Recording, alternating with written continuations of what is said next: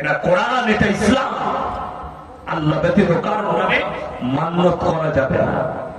যদি করা যায় শুনে নেন, যারা মনে করছে মাজারের মুরগিটা খাওয়া যাবে বাবার নামে দিলে, ছাগলটা খাওয়া যাবে, জেনে রেখে দেবেন তার জন্য পুজোর প্রসাদটা কোন রকমের অসুবিধা সম্মানে একদম সমান, কোন পার্থক্য। এই পুজোর প্রসাদ এই জন্য হারাম।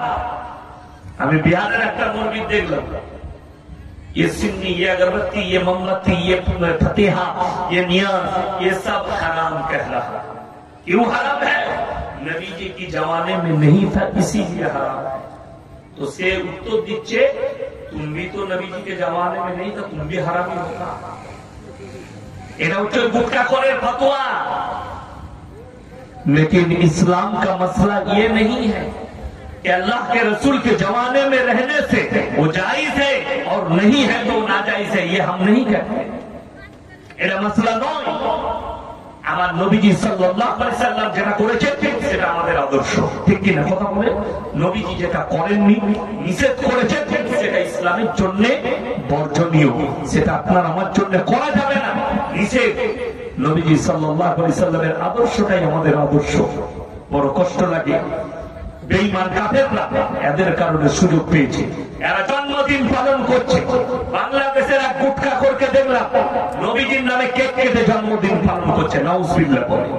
আর এরা বলে নবীর জন্মদিন পালন করা যাবে, আর এই গুটখাখোর হুজুর বলছে ছেলের জন্মদিন পালন করা হারাম। চারজন আমিরুল মুমিনিন উমর ফারুক রাদিয়াল্লাহু তাআলা আনহু, হযরতে আলী, হযরতে আপনার আবু বকর, হযরতে উসমানে গনি, এরা নিজের জীবন দশায় কোনদিন নবীর জন্মদিন পালন করলো না। ঈদ মিলাদুন নবী।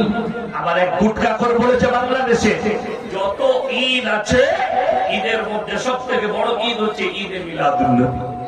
তো যদি সব থেকে বড় ঈদ হয় আমরা ছোট থেকেই জানতে পারতাম তো, ঠিক কিনা? কথা বলে ঈদ আমরা কটা করি? কথা বলে দুটো। এই ঈদটা হচ্ছে গুটখাখোর আর জিলাপি হুজুরদের। সিন্নি করো, খেজুরি তৈরি করো, বিরিয়ানি করো, কানে হাত দিয়ে মিলাদ দাও, আর গুটখা খেয়ে তোমরা সারা রাত পয়সা জমা করে আমাকে দাও। লোকের মালকে আত্মসাৎ করে। কোরআন শুনে নেন, ইন্নাল্লাযীনা ইয়াকতুমুনা মা আনজালাল্লাহু মিনাল কিতাব ওয়া ইয়াশতারুনা বিহি থামানান কালীলা। এই গুটখাখোর হুজুররা কোথায় ফেলে পড়বে? শুনে নে, এক জায়গায় আল্লাহ কোরআনে বললেন, আমার কোরআনের আয়াতকে যে সমস্ত মৌলবীরা লুকিয়ে দেয় নিজের পেট চালাবার জন্য, তারা পেটেতে আগুন ছাড়া আর কিছু ভরে না।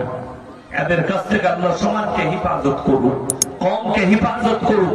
আজকে এরা জলসার স্টেজে একটা হিদায়াতমূলক কথা বলে না, একটা নসিহতমূলক কথা বলে না। এরা কে কাফের, কে বাতিল, এই কথাগুলো মানুষকে বলে।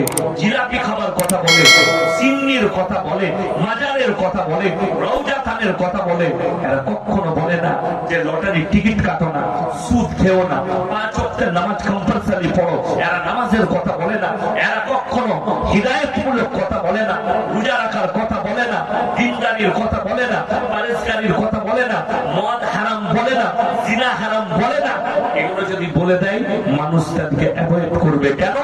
যতগুলো মাজার আছে ভারতের মাটিতে, যত রকমের বড় বড় পাপ আছে, এই মাজারের মেলাগুলোতে হয়, এই জায়গাগুলোতে হয়। আমি বললে কাল থেকে এই বয়ান যখন ছুটবে খালি ফেসবুক আর হোয়াটসঅ্যাপে গালি লিখে নেবে।